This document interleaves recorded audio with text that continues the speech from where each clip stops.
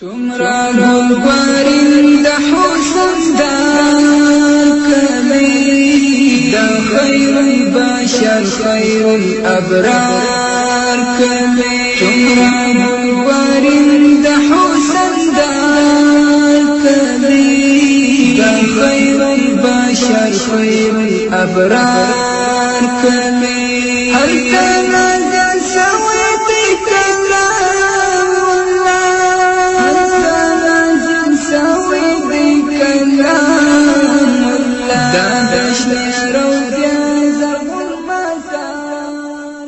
بسم الله الرحمن الرحيم الحمد لله رب العالمين حمد الشاكرين الصلاة والسلام على سيد الأنبياء والمرسلين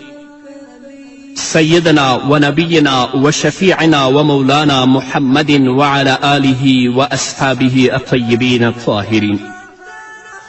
قدرمنو اوریدونکو د ژوند د لارې د خپرونې مینوالو السلام علیکم ورحمت الله وبرکاته.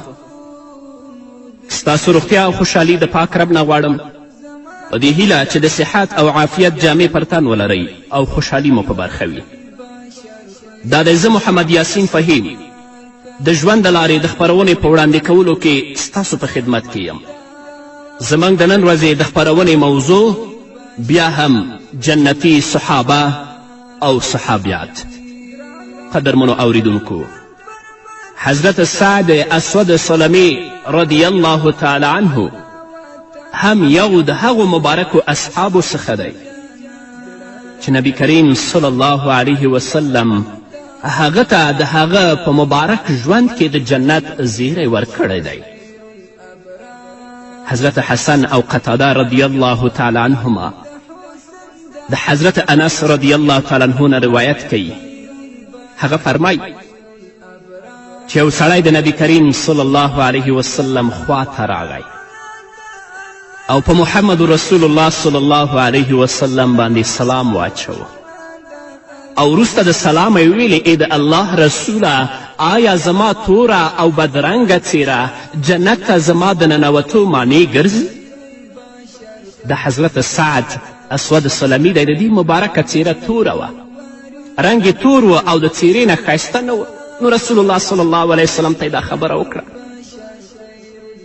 کله چې دا خبره نبی کریم صلی الله علیه وسلم ته وکړه نو نبی کریم صلی الله علیه وسلم ورته ویلې نه، قسم په الله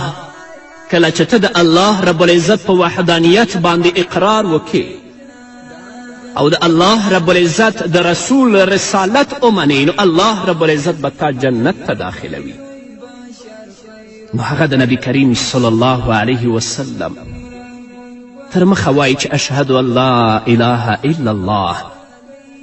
و اشهد ان محمد رسول الله. رنګ تور دی، د څیرې نه ښایسته هم نه دی، خو د الله رب العزت په وحدانیت باندې اقرار کوي چې غیر د الله نه بل څوک لایق د عبادت نشته او په دې باندې شاهدي ورکوي چې محمد صلی الله علیه وسلم د الله بنده او رسول دی. محمد رسول الله هغه ته د هغه په ژوند کې د جنت زیری ورکوي. همدارنګه په غزوه خیبر کې یو شپونکی دی د صحابه کرامو رضی الله تعالی عنهم خواته راځي او د نبی کریم صلی الله علیه وسلم پوښتنه کوي چې صحابه ورته وایي ستاسو سردار او سید چیرته دی او کومې لارې ته خلک بلي؟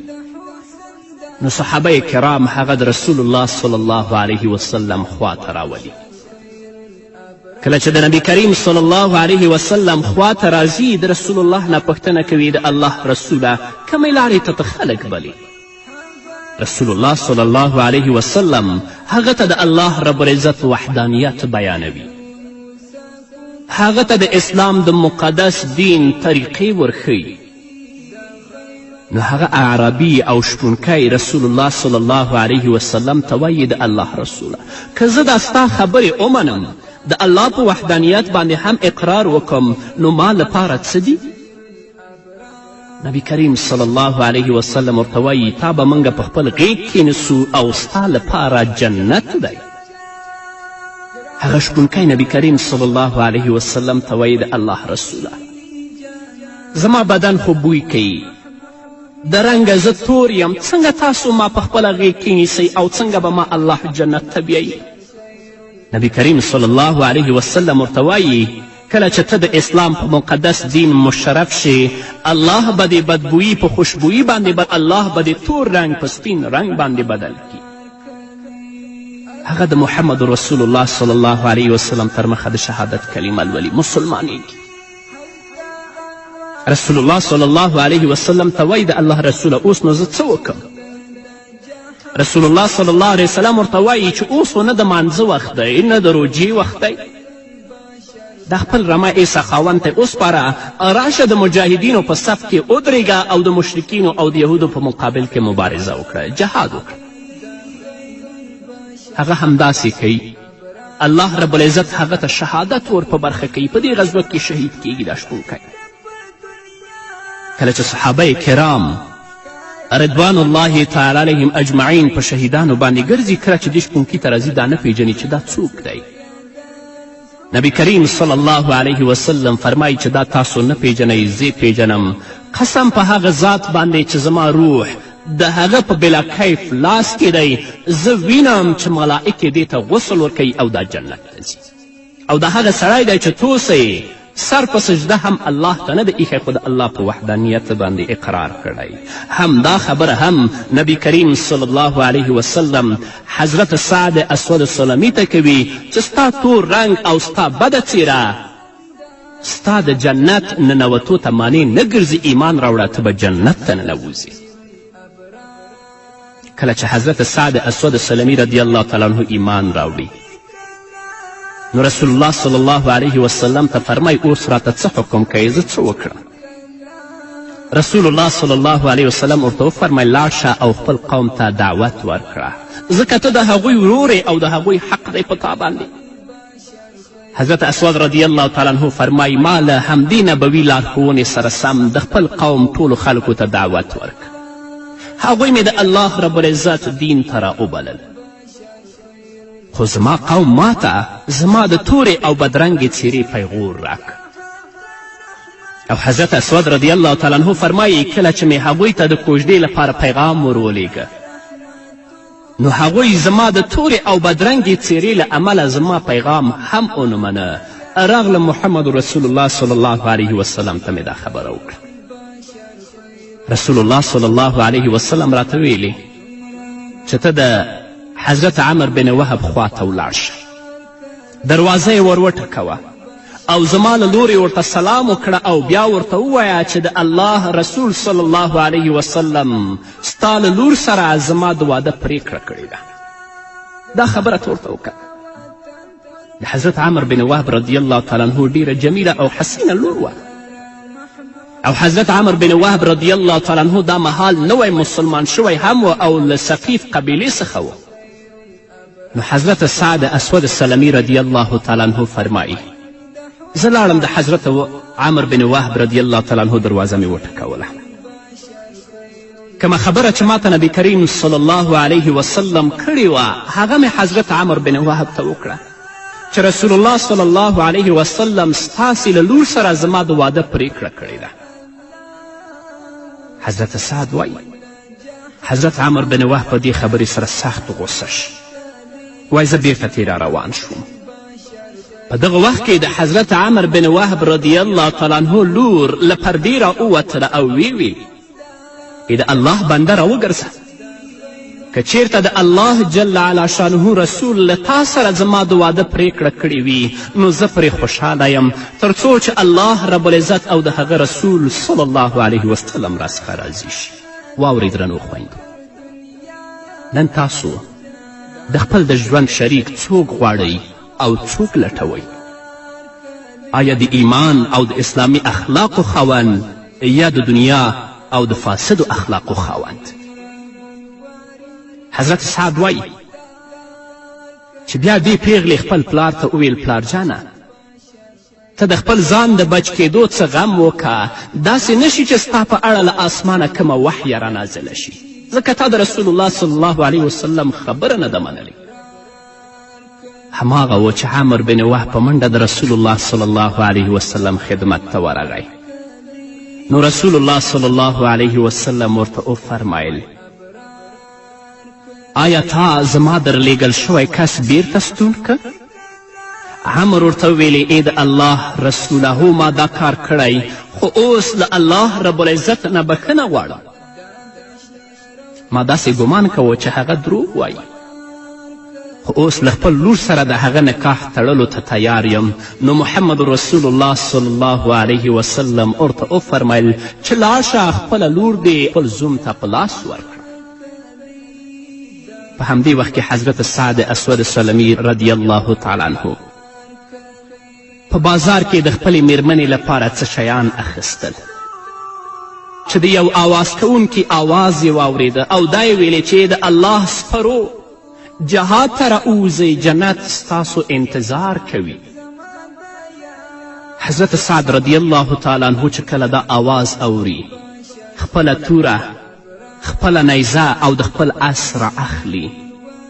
او په خپله باندې د خپل مبارک مخ پټوي او له مهاجرینو سره یو ځای کیږي. هیڅوک هغه نه پیژني چې دا څوک دی تر دې چې محمد رسول الله صلی الله علیه وسلم هم پرې پوه نشه چې دا څوک دی.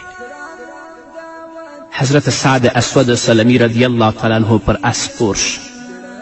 په جنگ کې یو برخه واخیسته او وجنګېد، بیا پیاده شو او په جنگ یې لاس پورې که تر دې چې د مخ یوه برخه یې ښکاره شوه.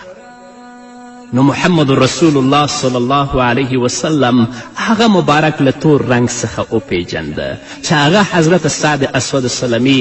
رضی الله تعالی عنه دی. ویې پوښتل دا سعد دی؟ خلکو وویلې هو دا سعد دی. حضرت سعد اسود سلمي رضی الله تعالی عنه تر هغې په میړانه وجنګېد چې په ځمکه را پریوت او شهید شو، د الله رب العزت جنت ته لاړو. محمد رسول الله صلی الله علیه وسلم یې خواته ورغی او د هغه مبارک سر یې په خپله غېږ کې ونیوه او د هغه وسله او اس یې د هغې ښځې ته ولیږل. بیا یې وفرمیل چې تاسو د هغوی سخرګنۍ ته ووایئ چې الله رب العزت یې ستاسې له غوره نجلۍ سره واده کړی او دا یې میراث دی. الله رب العزت د حضرت سعد سلمي رضی الله تعالی عنه واده ستاسو د غوره نجلۍ سره کړی او دا د هغه میراث دی، دا تاسو واخلئ. ګورئ توره څیره یې درلودله، تور رنګ یې درلوده، خو د الله رب العزت د دین پابند شه،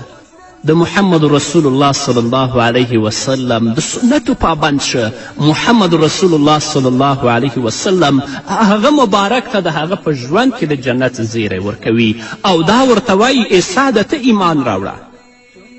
ستا تور رنګ او ستا بده څیره ستا د جنت د ننوتو معنی نه ګرځي. نو قدرمنو اوریدونکو راشئ د مبارکو صحابه و کرامو رضی الله تعالی عنهم مبارک سیرتونه په خلاصو غوږونو باندې واورئ چې هغو خپل ژوند څنګه تیر کړی او د الله رب العزت د دین لپاره یې څنګه فداکاریانې کړي دي او الله رب العزت څنګه هغوی ته په دنیا کې د خپل د نبي په ژبه باندې جنت زیری ورکړی. الله دې موږ ته هم نصیب کړي. نور به واورو قدرمنو اوریدونکو خو د یوې دمې نه وروسته. څومره ګلګورین د حسن دا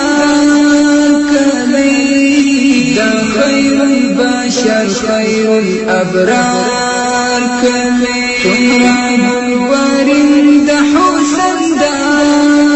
کلی، دا خیر البشر خیر الابرار کلی.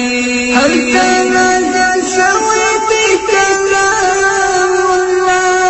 هلته نازل شوی دی کلام الله. دا دشت روضه زرغون مزار. قدرمنو اوریدونکو بیا هم زموږ سلامونه او نیکې هیلې ومنئ. حضرت عکاشه بن محسن رضی الله تعالی عنه هم د هغو صحابه و کرامو له جملې څخه دی چې هغه مبارک ته هم نبی کریم صلی الله علیه وسلم د هغه په ژوند کې د جنت زیری ورکړی دی. حضرت عکاشه بن محسن رضی الله تعالی عنه په لویو او پوهو صحابه و کرامو کې شمیرل کیږي. هغه د خپل ټاټوبي نه د مدینې منورې په لورې هجرت وکړ. د بدر په غذا کې برخه واخیسته او خپله زړورتیا یې ښکاره کړه. رسول الله صلی الله علیه وسلم حضرت عکاشه بن محسن رضی الله تعالی عنه ته د خرما یو لرګی ورکړ. نو هماغه لرګی چې نبی کریم صلی الله علیه وسلم حضرت عکاشه بن محسن رضی الله تعالی عنه ته ورکړی و، د هغه مبارک توره شوه، له همدې تیرې او پړکېدونکې تورې سره وجنګېد تر دې چې الله رب العزت مسلمانانو ته بری ور په برخه کړ. حضرت عکاشه رضی الله تعالی عنه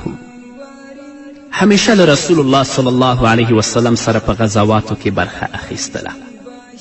او همدغه د لرګي توره به ورسره وه تر دې چې د ابابکر صدیق رضی الله تعالی عنه په دوران کې د مرتدینو پر خلاف د جګړې پر مهال شهید شو. او د حضرت عکاشه رضی الله تعالی عنه د تورې نوم عون یعنی مرسته و او دا نوم نبی کریم صلی الله علیه وسلم په خپله مبارکه ژبه باندې د هغه تورې ته ایښی و. او نبی کریم صلی الله علیه وسلم دا ورته ویلي و: ای عکاشه، ته به له متوکلینو سره توکل کوونکو سره جنت ته داخل شي، یعنی له هغو خلکو سره چې په پوره معنا پر الله رب العزت باندې توکل کوي، ځکه چې په قرآن او په احادیثو کې د توکل ډیره ستاینه او ورته هڅونه شوې ده. عکاشه رضی الله تعالی عنه ته د رسول الله صلی الله علیه وسلم په ژبه د جنت زیری اورول شوی و او دلیل دا ښودل شو چې حضرت عکاشه رضی الله تعالی عنه په الله رب العزت د ریښتینو توکل کوونکو له ډلې څخه و. د حضرت عبدالله ابن عباس رضی الله تعالی عنه نه روایت دی چې نبی کریم صلی الله علیه وسلم وفرمیل: ما ته امتونه راوړاندې کړی شول، نو ومې لیدل چې ځینې پیغمبرانو سره تر لسو هم کم کسان ملګري ول او ځینې انبیا علیهم الصلاة وسلام داسې ول چې یو یا دوه کسان ورسره ول. همدې وخت کې ناڅاپه یوه لویه ډله راښکاره شوه. ما ګمان وکړ چې دا به زما امت وي. نو جبرائیل علیه الصلاة وسلام راته وویل چې دا د حضرت موسی علیه الصلاة وسلام قوم دی. رسول الله صلی الله علیه وسلم فرمایي ما چې لږ پورته وکتل نو یوه بله ډیره لویه ډله په نظر راغله او جبرائیل علیه الصلاة وسلام راته وویل چې دا د ستا د امت خلک دي او په دوی کې 80,000 کسان داسې دي چې بې حساب او کتابه به دوی جنت ته ننوځي. حضرت عبدالله ابن عباس رضی الله تعالی عنه فرمایي کله چې نبی کریم صلی الله علیه وسلم دا خبره وکړه، په دې خبرې سره صحابه کرام پورته او روان شول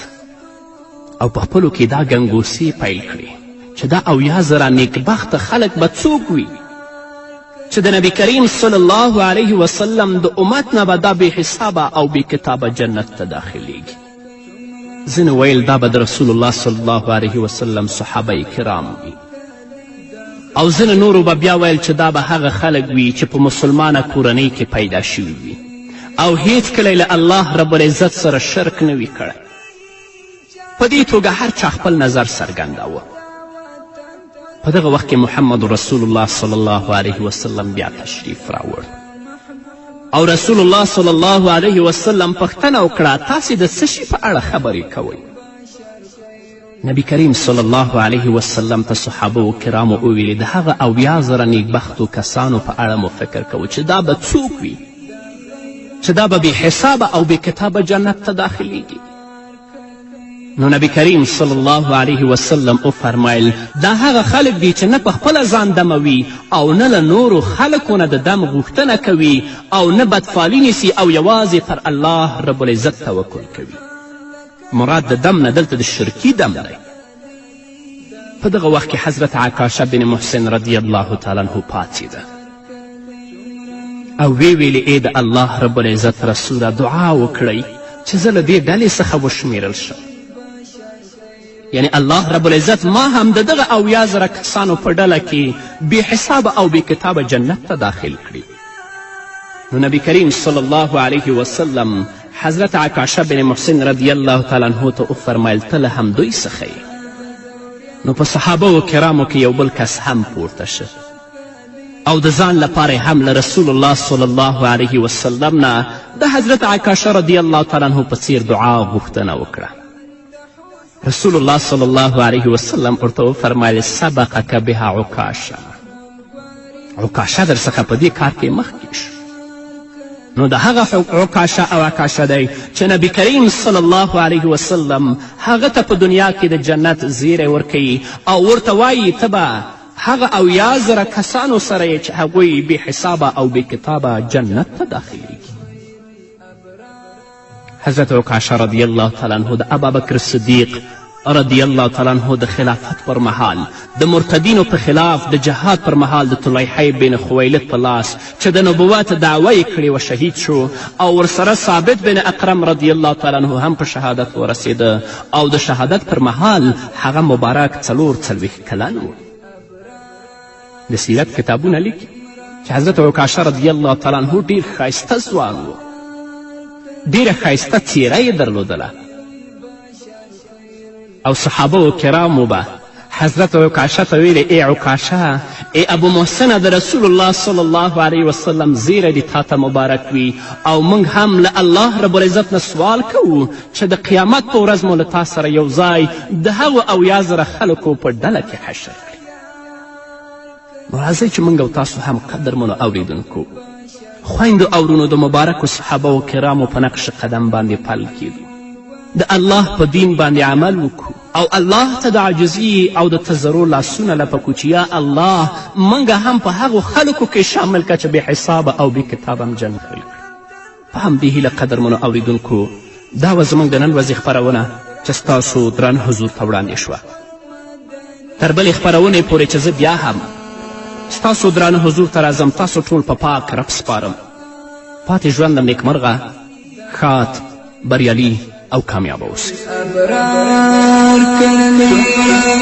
وارد حسن دار کلی دا خیر البشر خیر الابرار کلی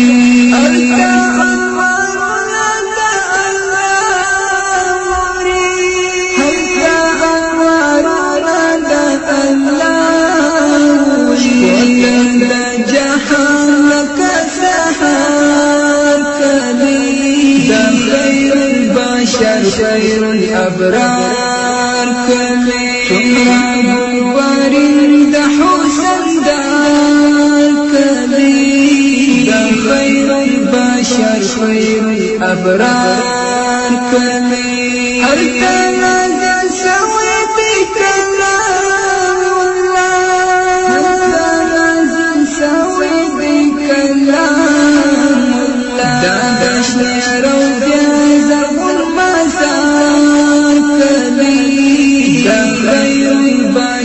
خير الأبرار كلي تمرد ورد حسن دار كلي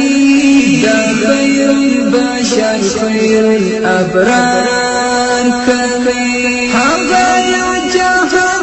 رحمة دي هذا يوجه رحمة دي زمان يا كلي دا خير البشر خير الأبرار كلي وارد حسن دار كلي دا خير البشر خير الأبرار كلي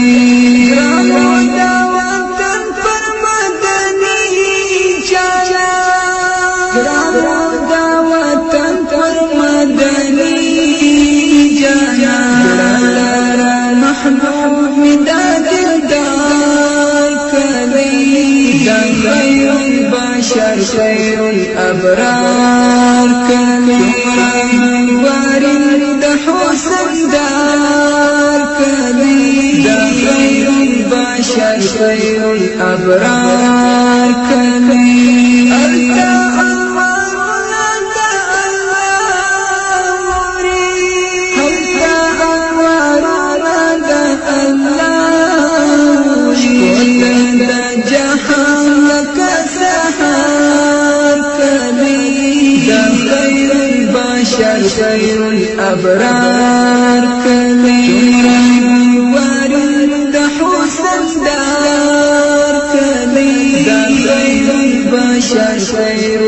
الابرار کوي کار احمد تپ دنیا چچا کار احمد تپ دنیا جنا بدوریا دل قرار کوي دا خیر البشر خیر الابرار کوي